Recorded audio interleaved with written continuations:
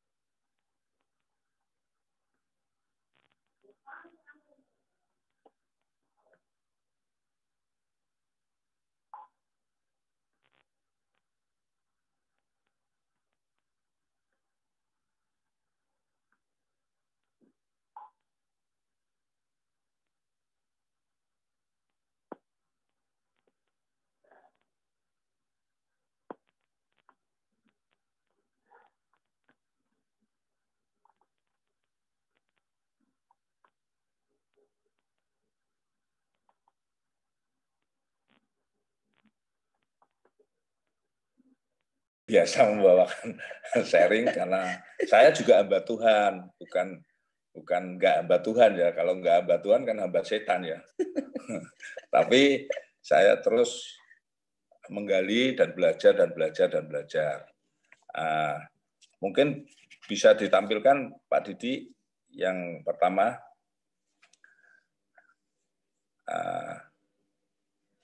Yang pertama slide-nya, Pak Didi.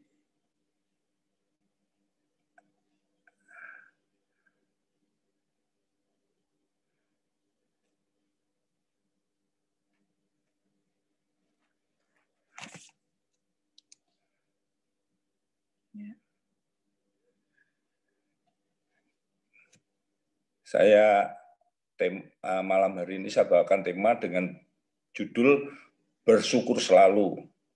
Kita anak-anak Tuhan terus belajar dan belajar menjadi pelaku firman Tuhan ya. Karena saya juga yakin dan percaya bahwa kedatangan Tuhan yang kedua kalinya tidak akan lama lagi. Cuma kapan, tanggal, bulan, dan tahun kita pasti tidak ada yang mengetahuinya. Firman Tuhan dikatakan bahkan Tuhan sendiri pun tidak tahu ya, bahwa semua itu kehendak Allah ya, kehendak Bapa.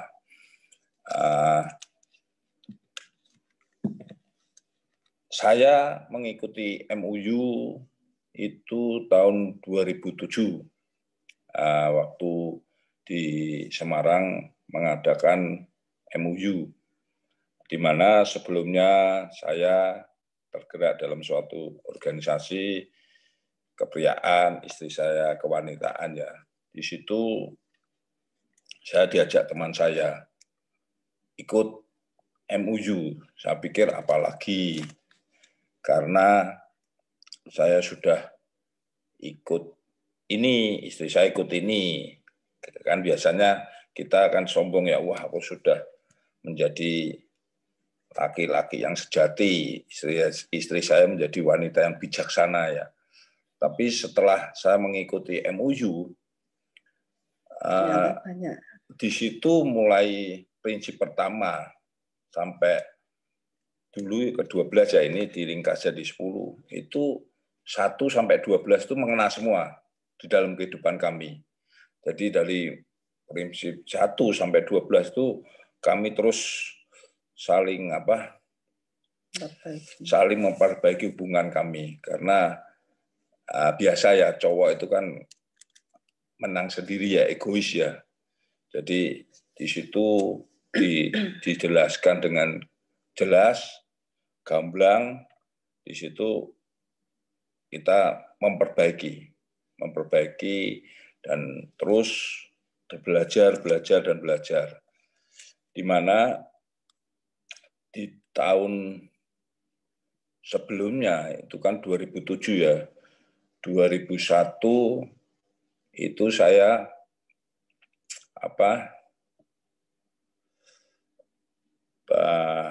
bekerja di suatu perusahaan, tapi di situ saya itu sakit ya, dan di situ sakit saya itu ngeri lah, karena waktu dulu saya seorang marketing yang keliling Jawa Timur, Jawa Tengah. Jadi terlalu capek mungkin ya, jadi sampai Banyuwangi, Situbondo juga, tapi belum mengenal teman-teman yang di Surabaya ya, karena waktu itu belum ada MUU.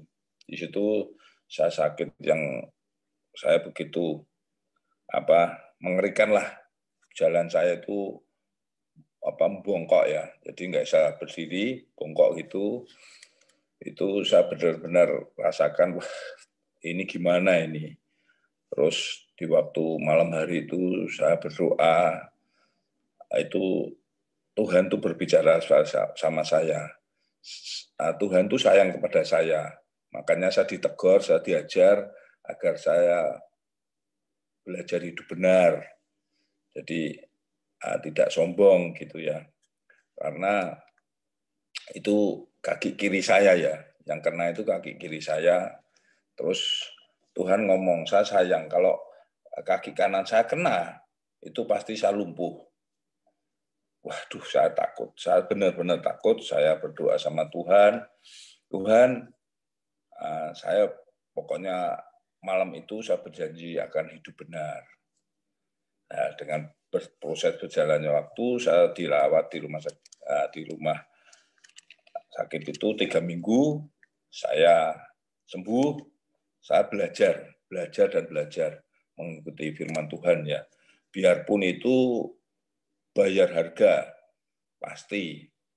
Di mana mengikuti Tuhan tuh tidak semudah yang kita impikan. Wah, ikut Tuhan, kesehatan luar biasa, berkat mengalir terus ya. Tapi di situ saya itu dihajar sama Tuhan. Jadi hidup saya mulai saya tata gitu loh. Saya juga pindah perusahaan, pikir saya dengan pindah perusahaan ini akan lebih baik. Dan saya berjanji sama Tuhan tentang buah sulung ya. Karena selama saya dulu bekerja, sebelum punya istri, sebelum punya anak pun, saya nggak pernah memberikan buah sulung. Di tempat yang baru, juga keliling Jawa Timur juga, spare part ya. Itu saya belajar. Saya kasihkan gaji saya, buah sulung itu ke gereja. Padahal saya punya anak 2, butuh susu, butuh sekolah, butuh apa-apalah. Tapi saya ngomong sama istri saya. Jadi saya kalau pulang luar kota itu pada umumnya orang dunia kan pulang luar kota bawa uang banyak ya. Tapi saya pulang luar kota malah minta istri saya. Nah, istri saya ngomong, loh, kamu tuh kok pulang luar kota membawa uang, tapi malah minta saya. Ya saya ngomong sama istri apa adanya, saya ingin belajar hidup benar di hadapan Tuhan. Dan di situ saya berjalannya waktu sampai hari ini, itu saya kalau lihat hidup saya yang mulai start saya memberikan buah sulung kepada Tuhan, itu hidup saya itu kayak ditata Tuhan gitu loh. Jadi dengan berjalannya waktu itu benar. Dan di situ satu ya tentang kesetiaan. Mungkin bisa Pak Didi berikan ya kesetiaan.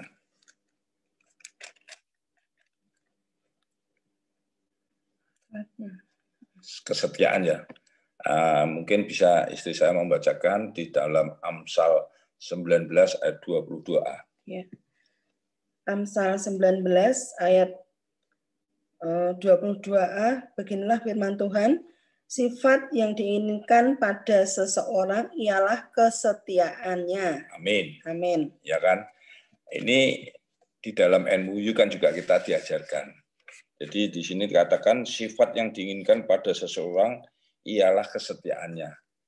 Kita waktu menikah di hadapan hamba Tuhan, disaksikan Tuhan ya, jemaat juga Tuhan yang tidak kelihatan. Itu kita kan mengucapkan janji nikah. Setia. Sampai kematian memisahkan kita ya. Sampai suka duka, sakit, penyakit, berkelimpahan atau segalanya ya. Nah, itu pada umumnya itu kesetiaan. Di sini dikatakan sifat yang diinginkan pada seseorang ialah kesetiaannya. Ya, kesetiaan itu berarti keteguhan hati, ketaatan baik dalam persahabatan maupun perhambaan, pelayanan, juga pekerjaan ya. Di mana di dalam rumah tangga kita setia itu bukan di awal-awal pacaran, masuk pernikahan, tapi yang Tuhan inginkan sampai kematian memisahkan kita. Ya kan? Kita sebagai suami ingin istri setia, istri juga ingin suaminya setia kan? Nggak ada kan dalam rumah tangga habis diberkati, udah hidup seenaknya sendiri. Pokoknya kamu sudah jadi istri saya, aku sudah jadi suami kamu. Tapi di sini Tuhan katakan bahwa yang diinginkan pada seseorang ialah kesetiaannya. Nah ini kan dari rumah tangga kita masing-masing, dari pribadi lepas pribadi kita kan yang bisa menjawab ya, sampai di mana kesetiaan kita kepada pasangan kita. Ya kan, di firman Tuhan kan juga dikatakan bahwa kamu harus setia istri masa mudamu, ya kan.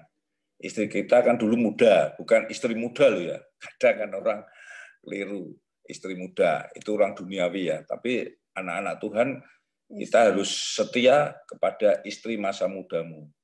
Ya kita sekarang istri kita kan sudah tua ya, tapi ingat kita pada seperti kita sama Tuhan. Saya dulu bukan anak Tuhan, saya orang tua saya Konghucu. Tapi begitu saya mengenal Tuhan, cinta mula-mula. Nah, cinta mula-mula itu harus kita bawa sampai kematian menjemput kita, memisahkan kita ya. Jadi kesetiaan itu saya bilang sangat penting karena kesetiaan seringkali juga berarti kepatuhan. Dalam perjanjian baru, kata setia memiliki 3 makna yang berbeda dan lebih jelas, yaitu dapat dipercaya, taat, menjalankan perintah.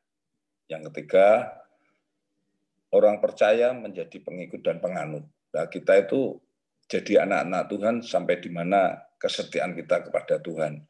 Biarpun keadaan pandemi gini, kita mungkin nggak ke gereja, tapi kita bisa streaming, kita bisa mengadakan Zoom ini, ya, mungkin di persekutuan-persekutuan lain, iman kita gimana?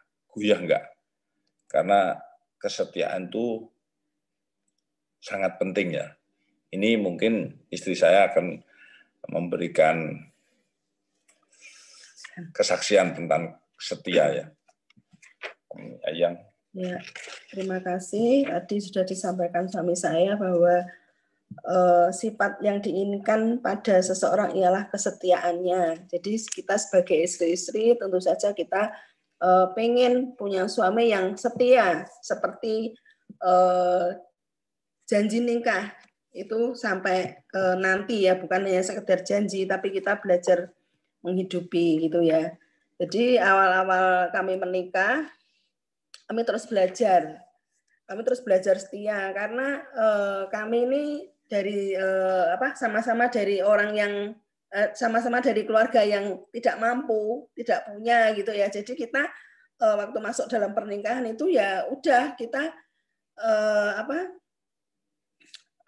modalnya kita tuh cuma iman dan percaya sama Tuhan, yaitu setia. Jadi modal kita tuh lutut ya, kita selalu terus berdoa. Meski kita awal-awal nikah itu kami juga tidak punya tempat tinggal, jadi kita tidak mungkin ikut orang tua kami salah satu, tapi kita tuh cuma mengandalkan Tuhan. Kami ingat sekali awal menikah itu kami ngekos dan ngekos itu sebetulnya bukan kamar yang layak ya untuk seseorang yang baru saja menikah. Jadi waktu itu kan sebelum kami menikah itu saya kos dulu. Saya karena dari kota yang berbeda, saya bekerja di Semarang, saya ngekos. Suami saya di rumahnya sendiri, tapi dia berkumpul dengan kakaknya. Jadi setelah menikah kan kita nggak punya tempat tinggal yang jelas. Jadi suami saya tuh memberanikan diri ketemu sama ibu kos yang saya kos itu. Karena yang saya kos itu semuanya tuh cewek, sebenarnya nggak boleh ya ada laki-laki masuk, tapi ibu kos ini mungkin merasa iba, kasihan gitu ya, kok kasihan temen gitu lah. Terus dia bilang, tapi di sini tuh nggak ada kamar. Terus saya tak bilang gini, itu Bu, jadi di situ ada suatu gudangnya tuh gudang sepatu saudara. Jadi udah Bu, aku tak tidur di gudang sepatu aja gitu. Sampai ibunya itu iba gitu loh. Akhirnya ya udah gitu. Jadi seadanya aja kita tuh satu kamar kecil gitu. Kamarnya nggak layak juga karena itu bekas gudang. Tapi tadi kontennya itu setia ya. Kita pun walaupun kita tidur di gudang sepatu, tapi kita tetap sukacita karena kita kan istilahnya pengantin baru ya. Kita mau tidur dimanapun itu yang penting sama pasangan kita itu sukacita gitu ya, bahagia. Jadi waktu itu kami terus berjalannya waktu kita punya saya mulai hamil gitu, terus berjalannya waktu gitu ini suami saya sama kakaknya ini istilahnya angkat kredit rumah itu bareng. Pikir saya ya bersyukurlah ya kita punya bisa angkat kredit rumah walaupun bareng gitu ya. Tapi ya kenyataannya setelah kita kumpul itu jadi kakak suami saya kan juga udah menikah. Jadi kumpul tuh sama ini ya, sama Inso ya. Jadi sama Inso itu yang nggak enak banget sih, nggak enak banget. Tapi saya tetap bertahan, saya tetap bersyukur. Saya terus sama suami saya terus tetap berdoa, tetap setia ke gereja, terus berdoa. Terus sampai akhirnya dengan berjalannya waktu kami punya anak itu ya semua itu Tuhan atur sedemikian ya. Jadi waktu kita punya anak, karena kakak saya belum punya anak, jadi kakak saya itu ya juga sayang sama anak saya. Tapi lama-kelamaan ya namanya kumpul itu kan ada nggak enaknya. Tapi saya tetap bersyukur sama Tuhan, tetap setia sama Tuhan. Nggak pernah nuntut Tuhan, minta ini, minta itu, tapi saya selalu berdoa. Nah, di situ Tuhan nyatakan sampai sekarang perjalanan hidup kami itu ya itu cuma kesetiaan mengandalkan Tuhan.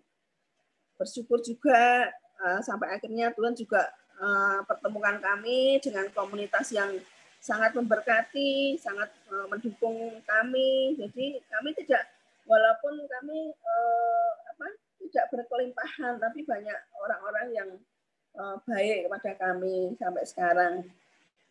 Itu. Ya, terima kasih. Maaf, di Semarang ini hujan deras.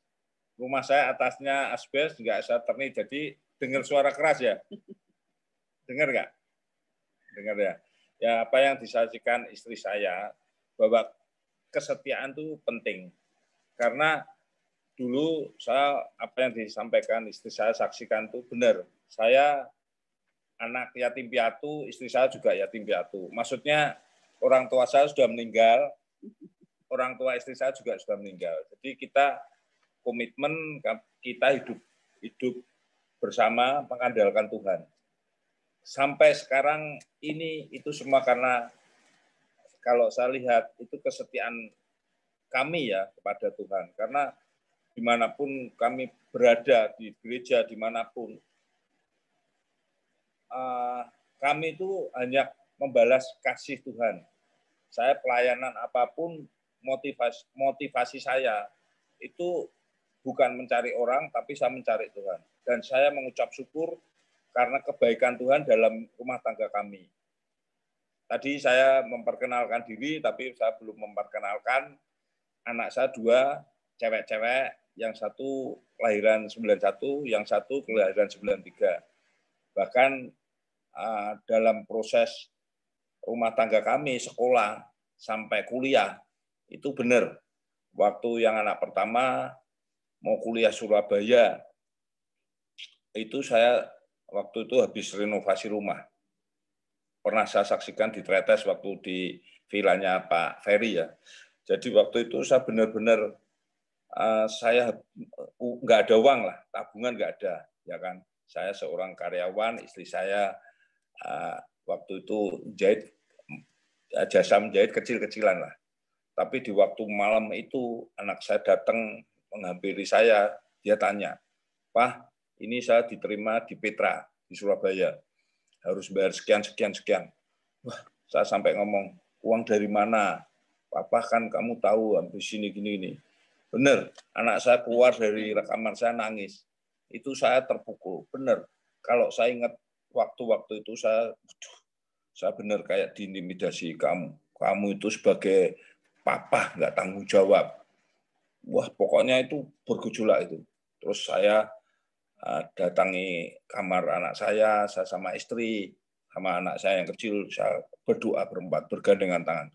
Saya berdoa, saya minta, Tuhan, pulihkan Tuhan, agar tidak ada kepahitan anak kami terhadap kami orang tua. Saya rangkul dia, saya nangis, saya ngomong, maaf, Papa nggak bisa keinginan kamu. Karena saya juga bersalah. Bersalahnya begini, waktu anak saya SMA, itu waktu naik kelas 3 awal, itu sebenarnya anak kami itu ya EQ-nya bagus lah. Tapi berhubung karena dia teman-temannya kurang gitu, jadi ikut-ikutan lah, saya kasih spot.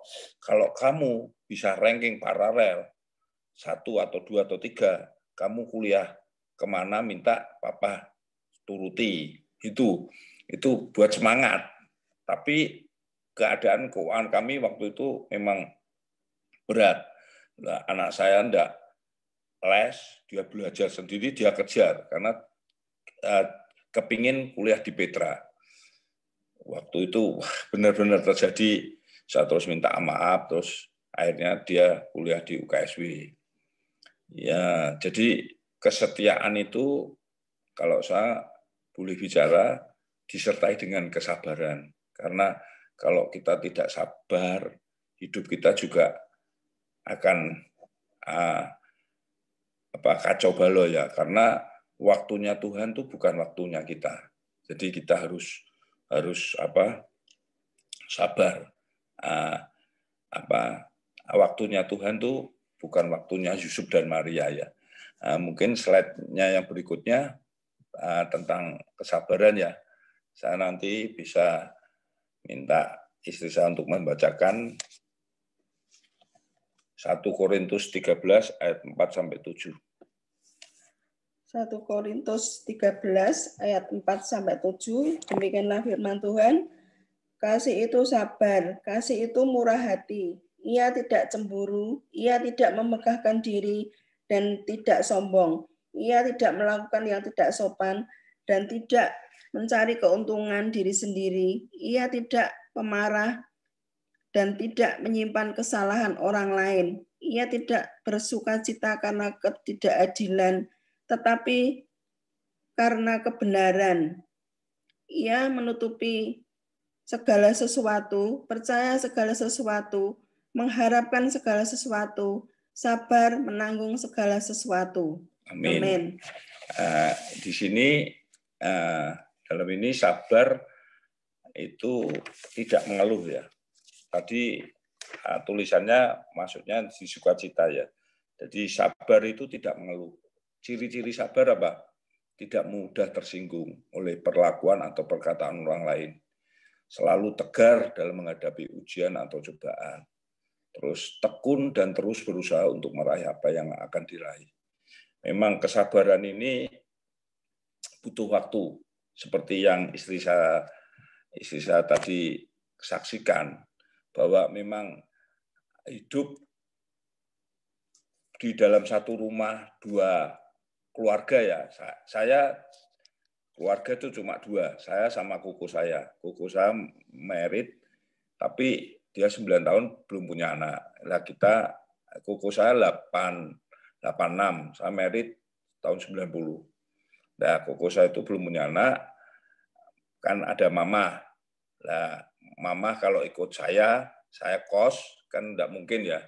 Kuku saya juga masih kontrak, kalau ikut mama kan nggak bisa. Terus kita sepakat, oke, kita ambil rumah di yang saya tempati sekarang ini di Telogosari ya.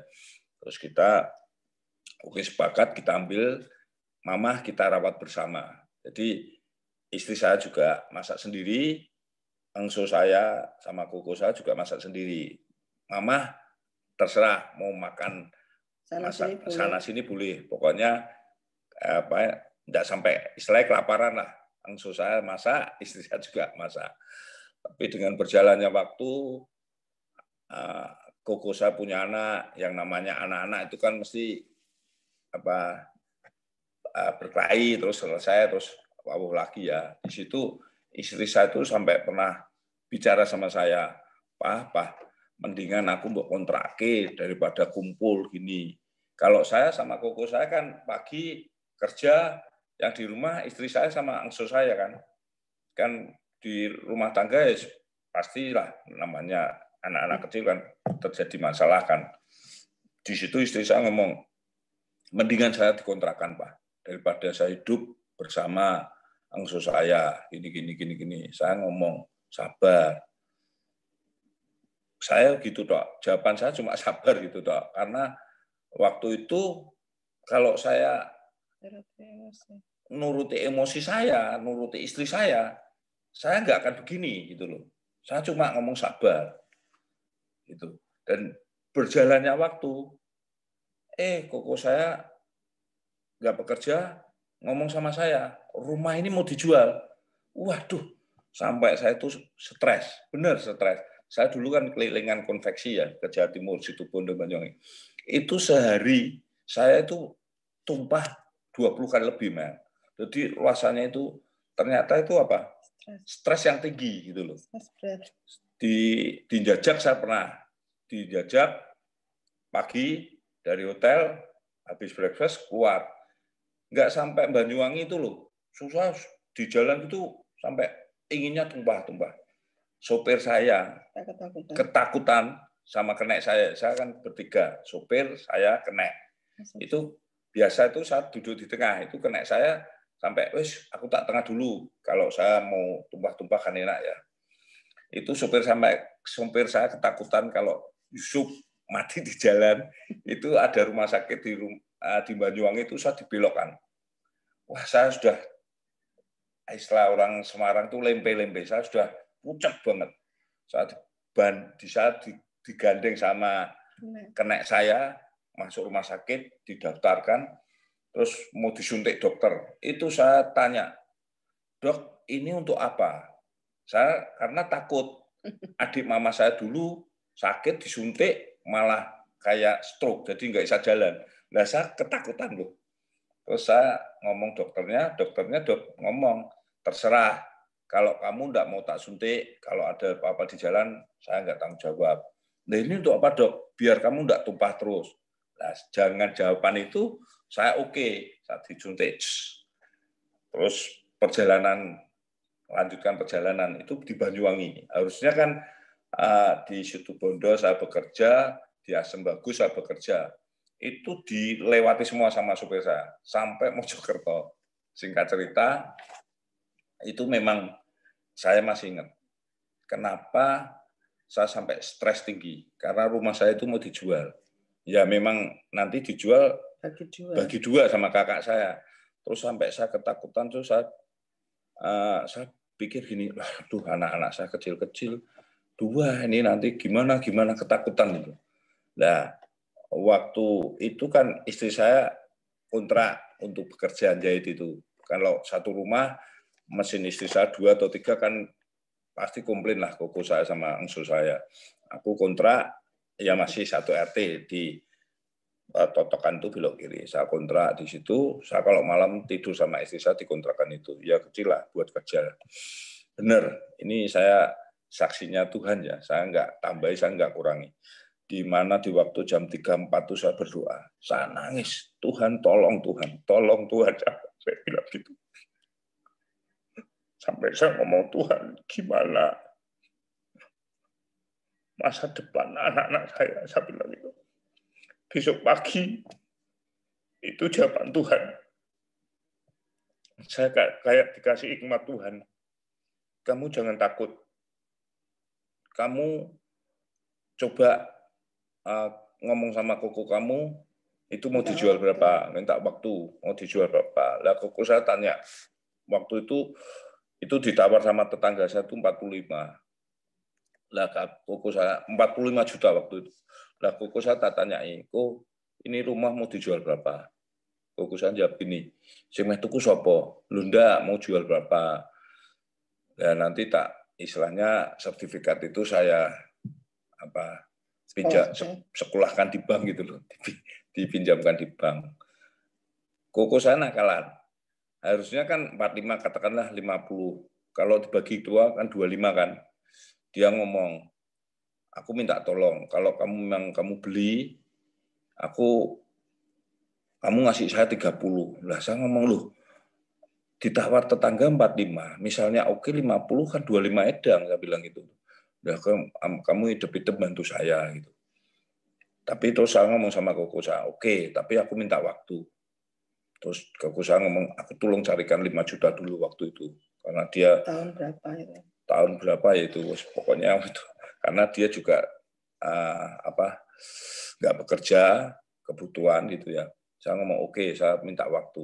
Saya ngomong sama owner saya, bukan owner yang ini, papahnya owner saya, Pak Ronald tahu ya, Andi, papahnya Andi. Saya ngomong terus terang apa-apa gini, oke, saya pinjami 5 juta, saya kasihkan koko saya. Terus sertifikat saya urus, terus saya sekolahkan di bank. Nah, berarti kan kurang 25. Saya pinjam bank, itu pun saya pihak bank kan waktu itu Yusuf itu siapa kan gitu tahu kalau takut gini. Terus owner saya bilang gini sama banknya, saya tahu sendiri, papahnya Andi, Pak Rona. Ini hari kalau udah bayar, yang bayar saya. Bos saya bilang gitu. Oke, berjalan lancar, tak kasihkan ke koko saya. Koko saya pindah. Itu rumah saya yang saya tempati sekarang ya. Mungkin Pak Ronald, Pak John sudah pernah ke rumah saya ya. Itu rumah waktu dulu. Orang kalau lewat tuh istilahnya memandang sebelah mata. Mau ambruk, gandar-gandar, bandar-bandar itu kena rayap semua. Jadi kelihatannya utuh. Kalau saya tusuk gini, lubang. Saya sama istri saya ngomong, pokoknya kita nggak merugikan tetangga. Kita hanya mengandalkan Tuhan, saya bilang. Benar. Proses waktu demi waktu, lunas, terus rumah saya renovasi juga. Itu semua karena campur tangan Tuhan. Bukan karena ucup, bukan karena Maria. Itu penyertaan Tuhan. Saya benar-benar mengandalkan Tuhan. Sampai orang tetangga kanan kiri lihat saya itu kayak bedah rumah itu loh. Harusnya sekian bulan lah, tapi dalam waktu sekian bulan sudah jadi. Itu masih biasa, dulu yang mau ambruk sudah biasa. Berjalan waktu, terus anak-anak saya tambah besar, ini kalau tidak ditambah kamar, saya dikit-dikit demi dikit, saya renovasi sampai sekarang. Yang mungkin Pak John Kesom sama Bulan, Pak Ronald kemarin pernah mampir gubuk saya ya Pak, gubuk saya kecil, enggak mewah, tapi di situ ada damai sejahtera sukacita yang dari Tuhan. Itu saya belajar terus tentang tadi yang pertama setia, kedua kesabarannya. Jadi memang saya orang kalau lihat saya itu orangnya kasar gini-gini ya, tapi saya sebenarnya itu hati saya benar. Istri saya yang sudah 30 tahun bersama kami ya, saya itu sabar mengandalkan Tuhan gitu loh. Bukan karena kegagahan kami atau kepintaran kami, enggak. Saya sabar karena waktunya Tuhan itu bukan waktunya kita. Bahkan di hadapan keluarga dari angso saya ya, itu sama saya dulu tuh kayak ngenyek gitu loh. Saya sebenarnya mau marah, tapi Tuhan ngomong, kamu diam. Benar, saya pulang gereja, naik motor sama istri sama anak saya 2, yang besar depan, saya, anak yang kecil istri saya. Pulang sampai rumah, makan itu, kita beli dulu bakso 2 gitu, 2 4 ya. Itu kita waktu makan, saudaranya angso saya datang, membawa pembeli waktu itu, yang rumah itu tadi. Masuk enggak, keluar-keluar PP langsung nyak-nyak gitu loh. Dalam hati saya tuh saya mau marah sebenarnya. Ini orang kok enggak menghormati, enggak ngajeni. Saya itu juga punya hak. Wong saya di sini enggak istilahnya enggak nunut koko saya punya hak. Saya mau marah itu mulut saya di suruh jin sama Tuhan itu. saya wis makan sama wah, tapi sini itu sudah ada Tuhan. Kalau saya belum kenal Tuhan, wah standar itu orang. Benar, kata-katain apa, saya punya hak. Wong itu rumah juga 50% andil loh. Kok dia datang-datang, wah nyak gitu. Wah tak pikir, cuma ya itu tadi Tuhan ngomong sabar. Saya memang ikut Tuhan itu memang sabar. Dengan berjalannya waktu dari keluarga engso saya, tetangga yang memandang sebelah mata saya sekarang tercelik semua. Saya bisa begini itu semua karena Tuhan, bukan wah saya enggak. Saya mengandalkan Tuhan. Hidup saya mengandalkan Tuhan. Jadi benar-benar kalau sampai sekarang saya bisa hidup berdua, anak-anak saya sudah pada menikah, punya cucu ya, biarpun gini-gini sudah punya cucu 3 loh. Orang nggak percaya. Wah, mosok gini. Nah, saya terserah lah. Kalau teman-teman yang dekat kan sudah tahu kalau saya ke bank itu ya ada teman yang kenal gitu.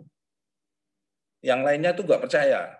Dikira saya masih anak-anak saya kecil gitu. Terus teman saya ngomong, ini gini-gini sudah jadi opa oma. Ya saya bersyukurlah. Saya dengan gitu saya bisa memberikan sharing kepada teman saya bahwa hidup tuh nggak perlu sombong. Kita harus mengandalkan Tuhan dan sabar. Waktunya kita itu bukan waktunya Tuhan kok. Ya kan? Tuhan tuh melihat hati, bukan melihat rupa, bukan melihat kepintaran, bukan kegagahan, tapi melihat hati. Itu ya. Yang ketiga, Pak Didi, tolong sukacita, Pak. Sukacita. Saya bisa istri saya membacakan di Mazmur 4 ayat 8.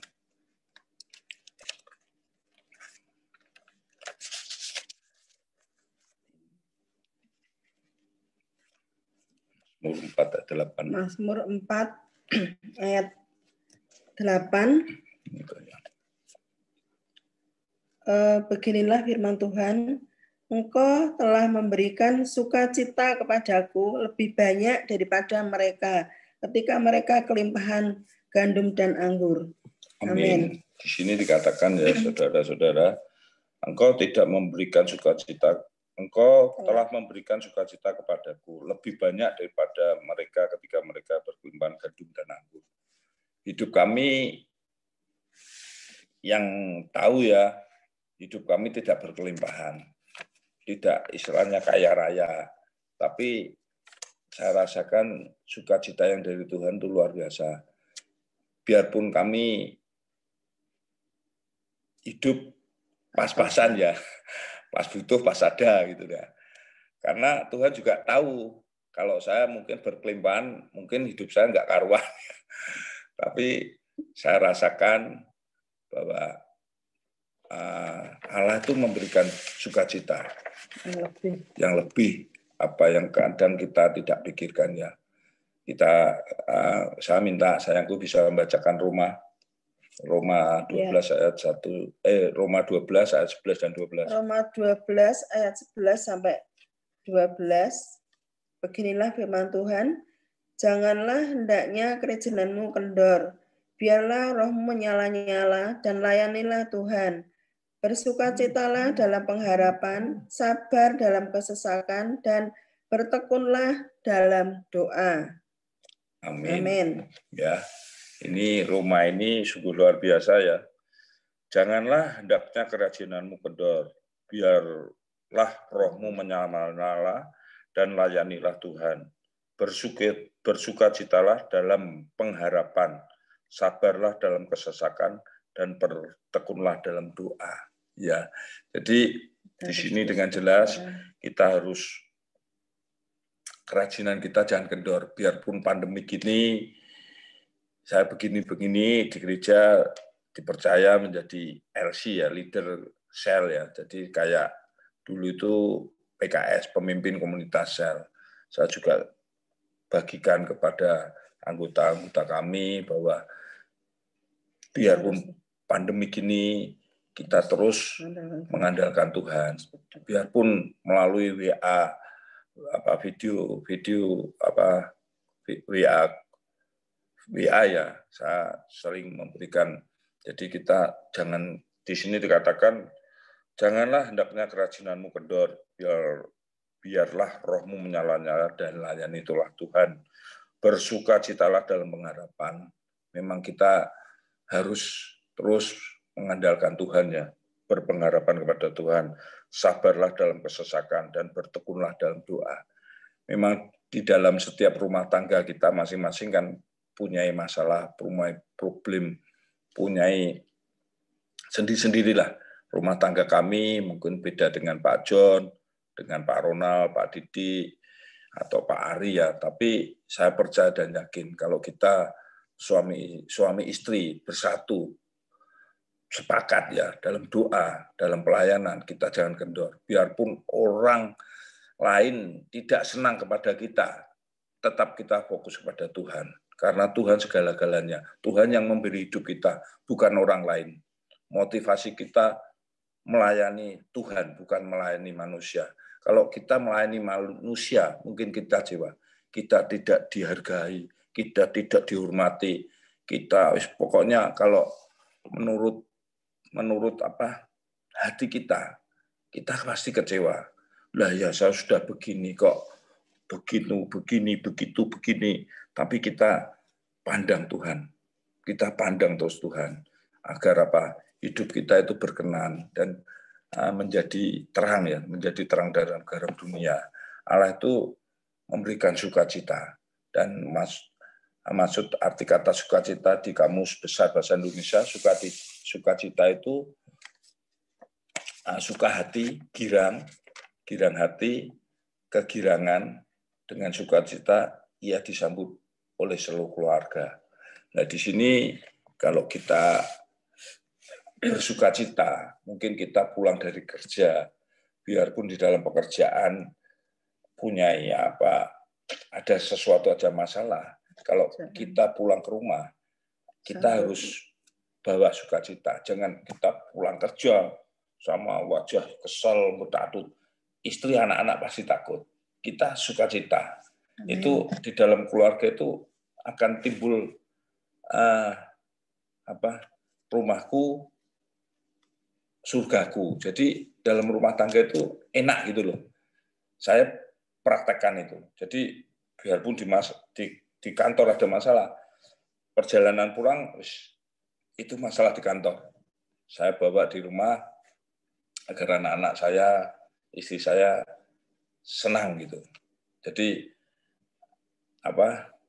sukacita itu harus kita adakan dalam rumah tangga karena penting ya, karena selain kita kepada Tuhan, hidup kita itu yang kedua untuk keluarga.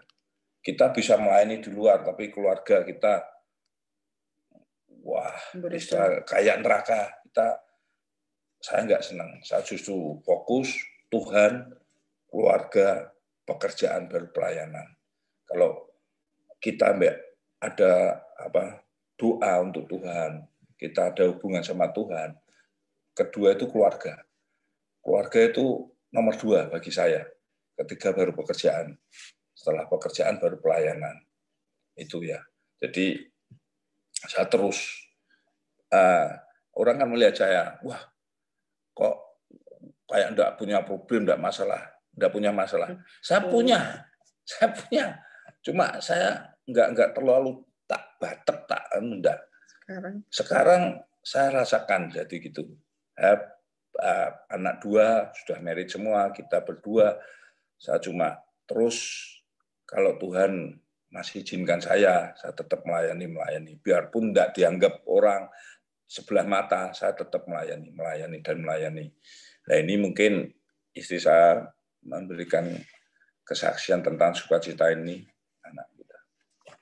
Iya, tadi disampaikan kita tuh harus bertekun dalam doa ya.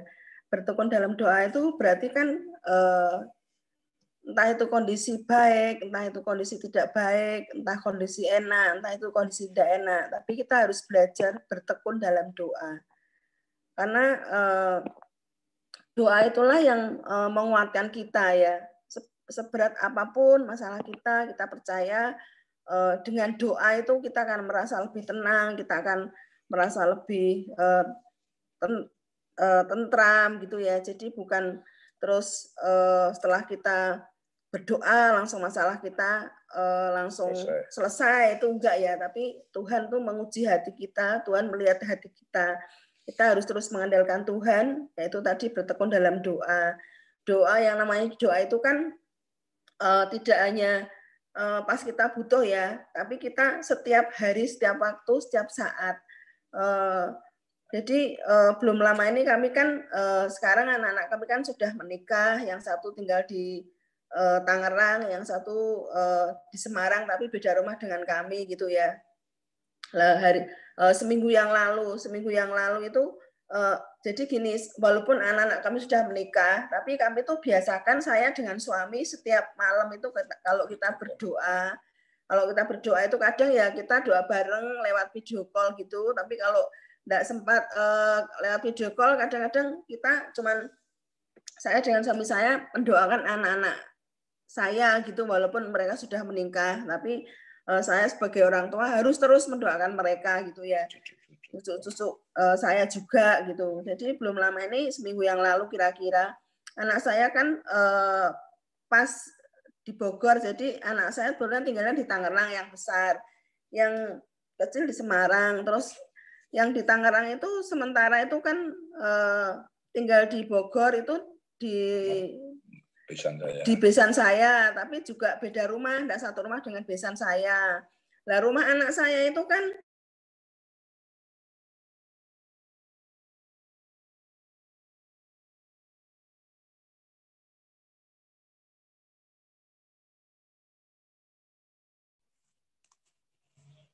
suaranya ke mute Pak Yusuf. Ya, oke. Ya. Jadi di Bogor itu kan anak saya rumahnya itu di belakangnya masih sawah, di sebelahnya itu kebun gitu. Sedangkan di Bogor ini kan namanya Bogor tuh kota hujan. Nah ini sedang musim hujan gitu. Terus anak saya tuh tiba-tiba WA gini, rumahnya ada ular gitu. Ada ular. Jadi dalam seminggu itu mungkin kemasukan ular itu 3 kali gitu ya. Ular kobra lagian gitu. Jadi yang pertama tuh masuk cuman di halaman gitu. Ketahuan di halaman itu, ketahuan depan halaman rumah, ketahuan, langsung dibunuh ya. Dah. Terus besoknya lagi berapa hari kemudian itu masuk lagi itu di bawah mobil. Saya tuh sama suami saya bilang gini, aduh Tuhan, tolong Tuhan, kok ularnya tuh jangan sampai masuk rumah Tuhan, saya tuh gitu. Lah kok sudah doa, Tuhan tolong Tuhan, kok besok paginya anak saya tuh di grup, kita kan punya grup keluarga gitu ya. Di grup itu gini, ada ular di kamar gitu. Waduh, kok ada ular di kamar? Loh, ini kalau misalnya saya komplain sama Tuhan, loh Tuhan kan aku sudah berdoa Tuhan, ularnya jangan masuk rumah Tuhan. Lah kok ini malah masuk kamar gitu ya. Saya kalau komplain sama Tuhan mungkin seperti itu ya, tapi saya tuh gini, aduh kok bisa ya. Terus jadi ceritanya waktu masuk kamar, jadi kalau siang itu kan rumah anak saya ini kan sering kosong karena anak saya sering di rumah depan gitu, di rumah mertuanya. Jadi kalau siang tuh kosong, aktivitasnya tuh di rumah mertua. Nah kalau rumah kosong itu pintunya itu yang kayu dibuka, jadi yang ditutup cuma pintu yang besi itu ular tuh bisa masuk. Sedangkan kamar itu kan kalau siang aslinya dimatiin, pintu kamar dibuka. Lah mungkin itu masuk lewat celah, masuk kamar. Kalau siang kan kosong gitu ya. Itu padahal nggak ada yang tahu. Mungkin ular itu masuknya mungkin semalaman itu anak cucu saya sudah tidur sama ular, mungkin juga bisa gitu loh. Jadi pagi-pagi mantu saya itu mau ganti spray. Tiba-tiba waktu ganti spray itu cucu saya gini, ambil bantal, diambil, taruh di kasur yang mau diganti spray, karena kan kasurnya tuh atas sama bawah, karena punya anak kecil kan tidur di bawah biar nggak jatuh gitu ya. Terus anak cucu saya yang besar tuh ambil bantal, dibawa turun ke kasur yang bawah, dia tuh tiduran. Lah mantu saya bilang ini, "Nyo, jangan di situ, Nyo. Dedi mau ganti spray, nanti nggak bisa gitu." Terus tiduran gitu, kasur bawahnya tuh agak digeser. Begitu anak cucu saya tiduran, lah kok ularnya tuh di sebelahnya tuh melengker gitu loh. Persis di dekat kepala cucu saya. Lah anak saya gini, ada ular anak saya yang cewek, ularnya langsung berdiri loh, kepalanya itu deket banget sama kepala cucu saya itu. Lah anak saya langsung angkat cucu saya, suaminya langsung keluar nyari pentung gitu ya. Terus ini saya tuh gini, lah ya sudah doa Tuhan, jangan masuk rumah Tuhan, kok malah masuk kamar Tuhan gitu. Mungkin saya bisa komplain ya, tapi di situ saya masih bisa mengucap syukur. Mengucap syukurnya apa? Kok ular masuk kamar kok mengucap syukur? Karena cucu saya ini nggak sampai digigit, nggak sampai dipatok, cucu saya nggak apa-apa, anak saya nggak apa-apa, menantu saya nggak apa-apa. Itu puji Tuhan. Itu 3 kali ular masuk. Itu bukan hanya di rumah anak saya, tetangga sebelah sebetulnya juga kena. Terus saya gini, itulah sama suami saya sharing, itulah ya kalau kita tuh doa, kekuatan doa itu sangat besar kuasanya. Mungkin kalau kita tidak doa, mungkin lain lagi ceritanya. Tapi saya bersyukur anak saya tidak apa-apa, cucu saya tidak apa-apa, tidak sampai digigit gitu ya. Coba saya bayangin semalam itu mesti anak saya, cucu saya sudah tidur sama ular itu.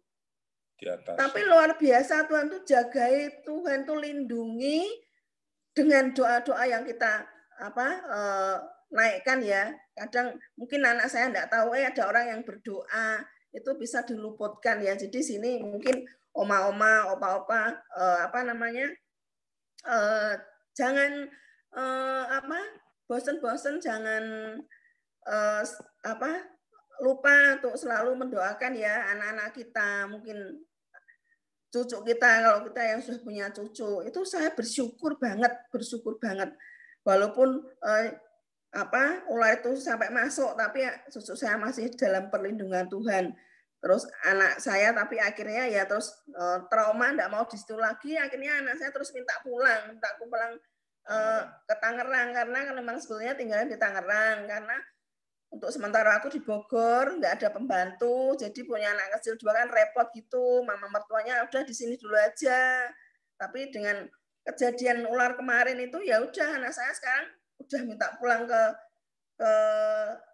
Tangerang. Jadi ya saya bersyukur tadi disampaikan kita tuh sukacita. Sukacitanya sekarang kita melihat anak-anak kita sudah menikah, sudah punya anak, dan kita sekarang sudah oma opa, itu sukacita yang tersendiri, sukacita yang luar biasa bagi kami, bisa melihat anak-anak, bisa melihat cucu, diberi kesempatan sampai melihat cucu, itu sukacita yang luar biasa yang kami alami saat ini. Terima kasih. Ya, saya nambah sedikit. Waktu itu saya sedang bekerja, saya di WA. Terus menantu saya telepon, loh gimana kok bisa gitu loh, karena kan gawat ya.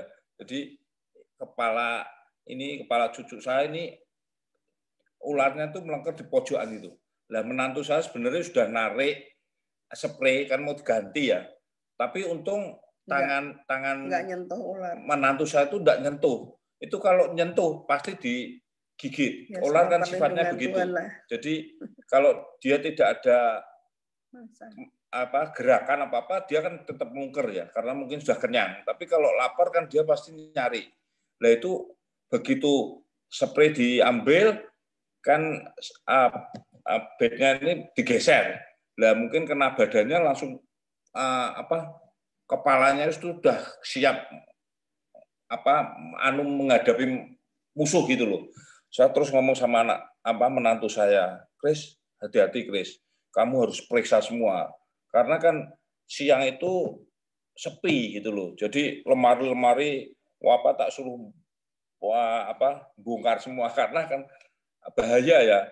Karena ya kalau ular itu tidak berbisa. Kalau ular itu berbisa kan ya pasti berbisa. Taruhannya nyawa ya. Jadi di situ memang saya ngomong sama istri saya kalau tiap malam saya gandengan tangan sama istri saya, doa sepakat ya. Kalau malam, kalau saya sama istri saya doa malam. Jadi di MUU kan diajarkan doa sepakat, yaitu saya lakukan. Jadi saya berdoa untuk anak, menantu, cucu saya. Ya pokoknya dalam perlindungan, dalam Tuhan lah. Itu benar-benar saya itu kalau sama istri saya ngomong, kita nggak sia-sia, kita doa. Karena doa itu besar kuasanya, ya Pak Ari ya. Jadi kita bagian kita itu doa. Nanti tugas Tuhan itu yang melindungi, yang mengcover, yang memberkati, pokoknya segala sesuatu Tuhan. Jadi tugas kita hanya doa, ya Pak. Dan yang terakhir ini saya minta tolong sayangku baca Kolose 3 ayat 23. Ya. Kolose 3 ayat 23, apapun juga yang kamu perbuatlah dengan segenap hatimu seperti untuk Tuhan dan bukan untuk manusia. Amin. Amin. Nah, di sini tema ini bahwa kita jangan lupa terus ini baca Kolose 3 ayat 23. Ini ayat mas saya, karena di sini dikatakan apapun juga yang kamu perbuatlah dengan segenap hatimu seperti untuk Tuhan dan bukan untuk manusia. Saya terapkan di dalam hidup saya sama istri saya, sama anak-anak saya, sama teman-teman kerja, sama owner saya, sama MUU Jateng, Jatim, itu saya melayani bukan untuk manusia, tapi seperti saya melayani untuk Tuhan. Jadi itu saya praktekkan. Karena kita, suami istri, kita melayani, tapi tidak seperti untuk Tuhan, kita pasti kecewa, kita jengkel. Wah ya, aku bekerja keras gini-gini, kamu kok menghargai saya begini, pasti gitu. Nah, ayat ini yang menguatkan saya. Jadi apapun yang kita perbuatlah dengan segenap hati kita, seperti untuk Tuhan, bukan untuk manusia. Kalau kita mengerjakan sesuatu sama istri atau sama suami, sama anak-anak, ya kan? Anak-anak saya sekarang kan kritis-kritis, nggak seperti waktu saya kecil dulu. Diberitahu orang tua, diem. Tapi anak-anak sekarang coba, mungkin Pak John sama anak-anak, nggak bisa anak-anak sekarang diem. Wah, nggak bisa Pak, begini. Kalau orang dulu kurang ajar, tapi kalau saya sekarang nggak, saya lihat, saya tampung, saya terima. Argumennya gimana? Bahkan saya sering sama anak-anak saya, sama menantu, ya maksudnya argumen ya, bukan terus yang kurang ajar. Jadi saya di situ, saya dulu anak-anak belum menikah, masih kuliah, saya sering argumen. Saya senang, karena anak saya berarti pinter. Anak saya berarti ada kemajuan. Kalau anak-anak kita cuma diam gini-gini, malah kita tanda tanya. Justru anak sekarang kan kritis-kritis. Anak sekarang kan juga pandai-pandai ya. Mungkin kayak Pak Ronald sudah punya cucu yang gede-gede. Kan sekarang kritis. Nggak bisa. Nurut. Nggak bisa. Oh, nggak bisa, Oma. Oh, nggak bisa, Opa. Harus gini. Ya kan? Kita kan nggak bisa kayak orang tua dulu. Kamu diberitahu orang tua, bantah ini. Ya kan? Kita nggak bisa. Zamannya sudah beda. Kita dulu makannya singkong. Anak sekarang kenang. McD, ya kan? Jadi beda. Ya kita harus yang menyesuaikan. Jangan terus kita mentang-mentang sebagai orang tua, wah kamu cucu kurang ajar, anak kurang ajar. Enggak, kalau saya justru dengan argumen, dengan perkataan itu, kita bersyukur. Oh anak saya, cucu saya pinter. Coba kita punya cucu anaknya diem. Ya diem. Gimana? Ya kita malah justru senang yang oke argumen, yang juga masuk akal. Justru kita kadang kan gaptek ya, jujur aja saya gini pun soal medsos apa-apa itu kalah sama anak-anak sekarang. Pesen Gojek, Grab, apa itu anak-anak sekarang sudah tidak lihat gitu bisa. Kalau saya cenunuk ya Mas Yan ya. Jadi itu yang saya bisa bawakan. Pak John, terima kasih atas waktu yang dipercayakan kepada kami, Yusuf dan Maria. Waktu kami kembalikan Pak John, Tuhan memberkati.